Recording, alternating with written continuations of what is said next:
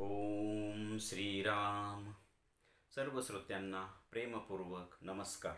श्रोते हो, आपण स्वामी विद्यानंद यांच्या भावार्थ रामायण संक्षिप्त या ग्रंथाच्या आधारे निर्माण झालेला मला भावलेले भावार्थ रामायण अर्थात आत्मपरायण हा ग्रंथ आपण पाहत आहोत.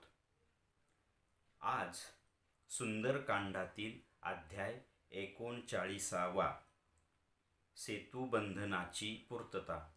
श्रोते हो, काल अध्याय 38वा मधील साधकाच्या दृष्टीने पाहू यामध्ये जो राहिलेला भाग होता तो काल भाग आपण पाहिला, परंतु चुकून अध्याय 28वा असं बोलण्यात आलं, त्याबद्दल क्षमा. आता आज सुंदरकांडातील अध्याय 39वा सेतुबंधनाची पूर्तता. ओम श्रीराम. श्रीरामांची वानरसेना आता सेतुबंधनाच्या कामाला लागलेली आहे. नळ, नीळ, जांबुवंत इत्यादी व या सर्वांचा सेनापती हा सुग्रीव आहे आणि सर्वजणांनी हनुमंतांच्या कौशल्य प्रकाशामध्ये कार्याला सुरुवात केली आहे व या सेतुबंधनाचा प्रमुख अधिपती हा नळ आहे. मग आता हे सर्वजण दगड धोंडे आणत आहेत. काही जण पर्वत आणून व त्याला फोडून तोडून भूमिती पद्धतीचा वापर करून व अफाट असे कष्ट घेऊन हे सेतुबंधन पूर्ण करतात. जे साध्य आहे ते आता सिद्ध झाले आहे. त्यामुळे आता सर्वांच्या आनंदाला सीमा राहिली नाही व सर्वजण आता आनंदाने नृत्य करत आहेत. आता आपण साधकाच्या दृष्टीने पाहू. साधकाच्या अंतरंगातील हा अध्यात्म प्रवास आता सेतुबंधनापर्यंत येऊन पोहोचलेला आहे व आता हे सेतुबंधन ते आत्मस्वरूप सद्गुरू म्हणजेच श्रीराम साधकाच्या मनाच्या म्हणजेच नळाच्या माध्यमातून पूर्ण करून घेणार आहेत. तर मग हे मनाचे मन असेल किंवा प्राणाचे मन असेल किंवा देहाचे म्हणजे भौतिक देहाचे मन असेल, या तीनही मनांचा संयोग करून त्या मनाकडून गुरुप्रणीत साधनेच्या बळावर ते आत्मस्वरूप सद्गुरू हा सेतुबंध पूर्ण करतात.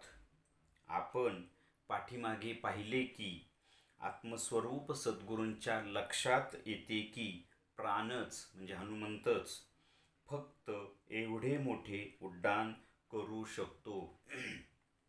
तेव्हा बाकीची मंडळी कशी भवपार होतील? तर मग मार्ग एकच उरतो आणि तो म्हणजे सेतुबंधनाचा. आता हे सेतुबंधन म्हणजे काय?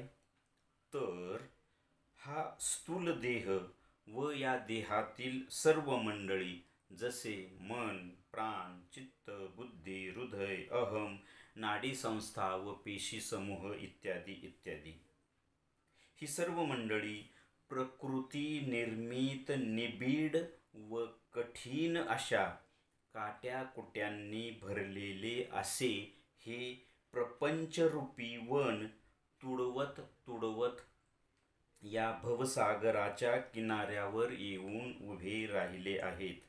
त्यांना आता पैलतीरावर असलेल्या आत्मस्वरूप चैतन्यरूप सुवर्ण प्रकाशमय नगरीत म्हणजेच लंका नगरीत जायचे आहे.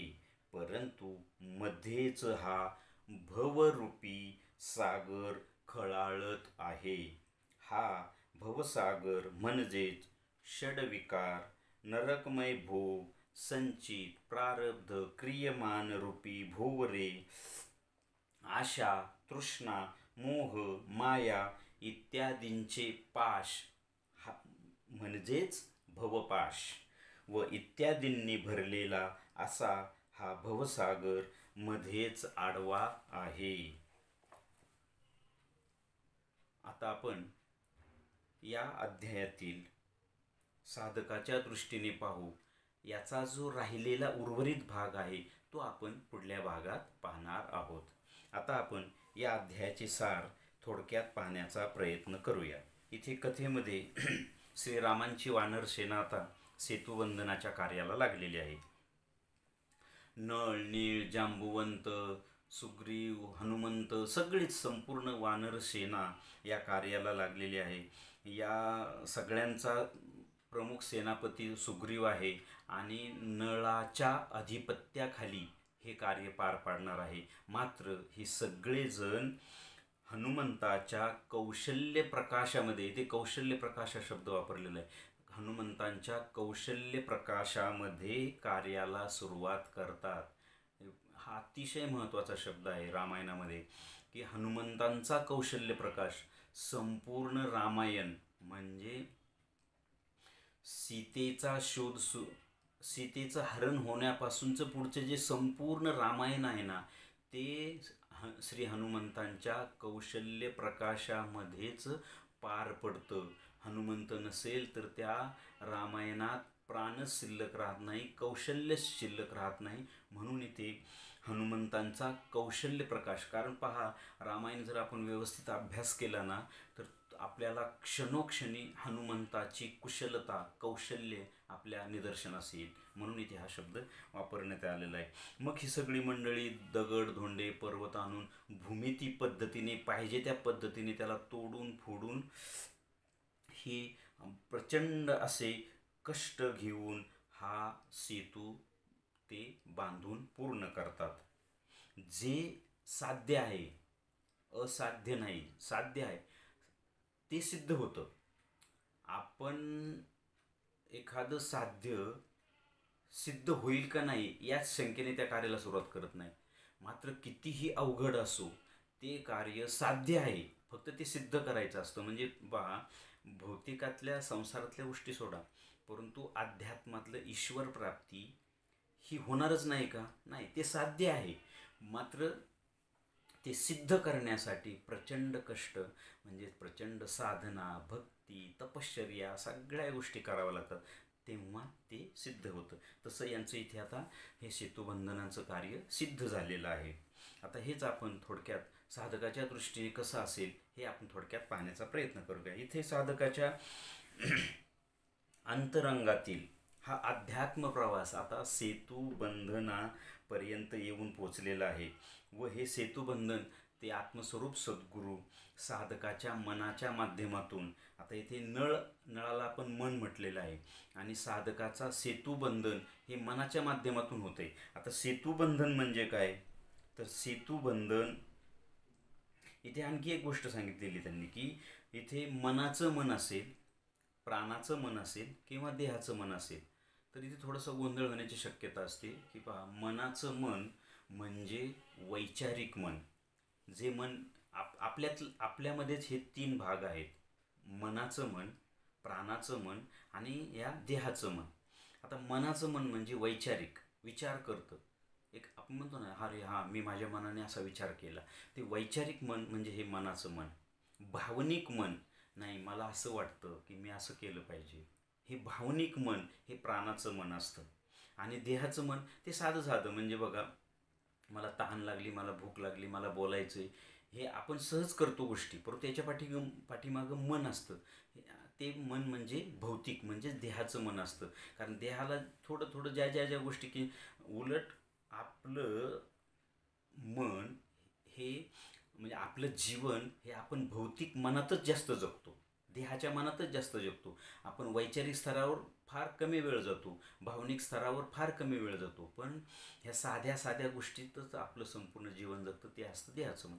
तर या तिन्हीही देहांचा संयोग करावा लागतो, तो इथे सद्गुरू करून घेतात. ते त्या मनाला साधनेमध्ये, भक्तीमध्ये, म्हणजे पहा, आता मनाचं मन म्हणजे ईश्वराच्या, आत्म्याच्या विषयी वैचारिक दृष्टिकोन निर्माण करतं. भावनिक मन ते प्रत्यक्षात भावना ओततं, भक्ती करतं, साधना करतं, तळमळ करतं, अभिप्सा करतं, परत समर्पण करतं, अनन्यता, शरण्यता, ह्या सगळ्या गोष्टी करतं. आणि या सगळ्या गोष्टी देहाने पण करतं. म्हणजे कसं, देवाची पूजा देह करतो, भक्ती, भजन, पूजन हे देहच करतो ना. साधनेला बसायचे देहालाच बसावं लागते. म्हणजे अशा प्रकारे या तिन्हीही मनाचा संयोग करून ते आत्मस्वरूप सद्गुरू शिष्याच्या, साधकाच्या मनाच्या माध्यमातून हा सेतुबंधन पूर्ण करतात. आता इथे आपण मागच्या भागात पाहिलं की सगळ्यांनाच ऊर्ध्वझेप घेता येत नाही. इथे प्राण हा ऊर्ध्वझेप घेतो, पण या बाकीची मंडळी कशी पलीकडे जातील या भावसागराच्या, तर त्याच्यासाठी एकच मार्ग आहे, तो सेतुबंधन. आता सेतुबंधन म्हणजे काय, तर आता सेतुबंधन म्हणजे की या स्थूल देह व या देहातील ही सर्व मंडळी, जशी मन, प्राण, चित्त, बुद्धी, अहम, हे सगळी मंडळी पहा बरं का. इथे महत्त्वाची गोष्ट आहे, आपण इथे फक्त देहाने म्हणतो, परंतु या सगळ्याच मंडळींना कशातून जावं लागतं, तर प्रकृती निर्मित निबिड व कठीण अशा काट्याकुट्यांनी भरलेले असे हे प्रपंचरूपी वन तुडवत तुडवत ते आता भवसागराच्या किनाऱ्यावर उभे राहिले. याचा अर्थ काय, म्हणजे ह्या सगळ्याच मंडळी अंतरंगातल्या हे प्रपंचाचे धक्के सगळ्यांनीच खाल्लेत ना. म्हणजे मनाने मन खाते, प्राण खातोय, चित्त खाते, अहम खाते, सगळं या देहातली सगळी गोष्टी या प्रपंचाच्या ह्या निबिड अशा काट्याकुट्यांनी भरलेलं वन आहे. प्रपंचाला इथे निबिड असं वन म्हटले. हे तुडवत तुडवत, मग हे तुडवतात म्हणजे कसे, बघा ना. आता आपण सगळ्यांनी अनुभव घ्या की आपण या भौतिकातले किती धक्के चपेटे खाल्लेले असतात. म्हणजे आर्थिक, सामाजिक, पद, प्रतिष्ठा, सत्ता, अपमान, ह्या सगळ्या सगळ्या गोष्टी या सगळ्यातनं तो खात खात शहाणा होतो. आणि मग त्याला वाटतं की अरे या गोष्टीत आपण किती काळ अडकणार. आणि मग तो अध्यात्माकडे वळतो, भक्ती करायला लागतो, साधना करायला लागतो. आणि मग ते सगळं करत करत असताना, तो सगळ्यांचं शुद्धीकरण करत असताना मग त्याच्या लक्षात येतं की आपल्याला आत्मसाक्षात्कार किंवा ती मुक्ती केव्हा मिळणार आहे, तर जेव्हा हा भवसागर पार करून मी पलीकडे जाईल. म्हणजेच या सगळ्या मंडळी आता या भवसागराच्या किनाऱ्यावर येतात. म्हणजे मागची खूप मोठी गोष्ट असते हा. प्रचंड साधना, प्रचंड तपश्चर्या, प्रचंड भक्ती करावी लागते. तेव्हा हे प्रपंचरूपी वन तुडवत तुडवत भवसागर कळतो. तोपर्यंत भवसागरच कळत नाही. भवसागर म्हणजे जन्ममरणाचं चक्र. अनंत वेळा आपण या जन्मात आलोय, अनंत दुःखे सुखे सगळं भोगले. हे केव्हा कळतं, जेव्हा हे धक्के चपेटे प्रपंचातले खाऊ, तेव्हा कळतं. आणि तो आता इथे आलाय. आणि मग त्यावर आता त्याला हा